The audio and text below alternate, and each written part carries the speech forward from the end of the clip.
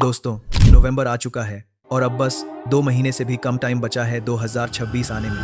अब याद करो, इस साल की स्टार्टिंग में तुमने कितने सपने देखे थे, न्यू ईयर रेजोल्यूशंस प्लान किए थे, बहुत सारे गोल्स सेट किए थे, पर शायद तुमने एक भी गोल पूरा नहीं किया, और अगर किया होगा भी तो बहुत कम, बस उसी लेजीनेस और प्रोक्रेस्टिनेशन की वजह से। तुम काम करना तो चाहते हो, पर तुम्हारा मन नहीं करता करने का। तुम बार बार उसी लेजीनेस के शिकार बन जाते हो और अपने कंफर्ट जोन में फंस जाते हो।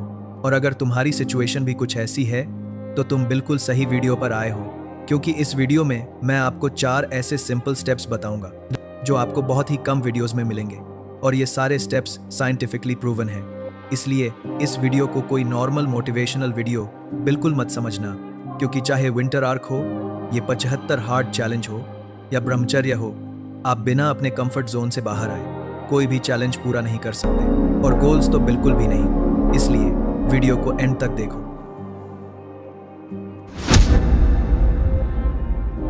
मैं एक दिन एटॉमिक हैबिट्स पढ़ रहा था और मुझे चैप्टर 13 में इस 2 मिनट रूल के बारे में पता चला। उसके बाद से मैंने हर काम में इस 2 मिनट रूल का यूज करना शुरू किया।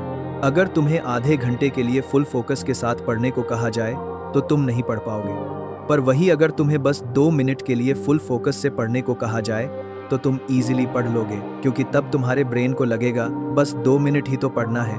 फिर 2 मिनट पढ़ने के बाद तुम्हारे पास 2 ऑप्शंस होंगे, या तो तुम कंटिन्यू करो या स्टॉप। अब यहाँ पर तुम कंटिन्यू ही चूज करोगे, क्योंकि तुम्हारे ब्रेन को लगेगा कि जब आधा पेज पढ़ ही लिया है तो क्यों ना पूरा पढ़ा जाए। यही है 2 मिनट रूल। यह रूल कहता है कि किसी भी काम को बस 2 मिनट के लिए करो, फिर धीरे धीरे तुम्हारा फुल फोकस उसी काम में चला जाएगा। तुम्हें सिर्फ स्टार्ट करना है, क्योंकि शुरुआत में ही सबसे ज्यादा मेहनत लगती है। आपने स्टैनफोर्ड यूनिवर्सिटी का नाम तो जरूर सुना होगा। उसी स्टैनफोर्ड यूनिवर्सिटी की एक न्यूरो साइंस स्टडी कहती है कि आप जितने चैलेंजेस फेस करोगे उतना आपका माइंड स्ट्रांग बनेगा। इसलिए अपने कंफर्ट जोन से बाहर आने के लिए तुम्हें हर दिन ऐसा कोई काम करना है जिससे तुम्हें डिस्कम्फर्ट फील हो, जैसे 30 सेकंड के लिए कोल्ड शावर लेना, 1 घंटा जिम, या कोई भी फिजिकल एक्टिविटी करना, या कोई भी नई बुक पढ़ना। जैसे जैसे आप डिस्कम्फर्ट फील करना स्टार्ट करोगे, आपका माइंड भी धीरे धीरे रीप्रोग्राम होने लगेगा।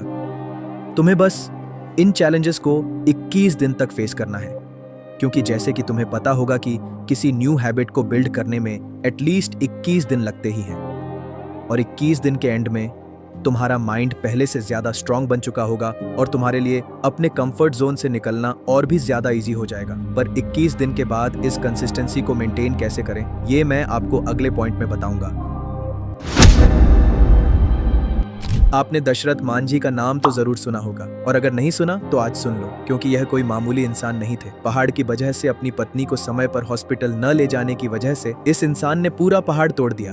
पर यह कहानी मैं आपको क्यों सुना रहा हूं, ताकि आप कंसिस्टेंसी का असली मतलब जान पाए, क्योंकि उन्हें 1 या 2 साल नहीं बल्कि पूरे 20 साल लग गए थे पहाड़ तोड़ने में। और इन 20 सालों तक हर सुबह वे निकल पड़ते थे पहाड़ तोड़ने के लिए। और वही अगर हम होते तो 20 साल क्या, 20 दिन में ही हार मान जाते। पर उन्होंने 20 साल तक कंसिस्टेंट रहकर पूरा पहाड़ तोड़ दिया, सिर्फ एक छेनी और हथौड़ा से। और वहीं तुम्हारे पास इतना सब कुछ होते हुए भी तुम कंसिस्टेंट नहीं रह पाते। अब आखिर में सवाल यही है, कंसिस्टेंट रहें कैसे?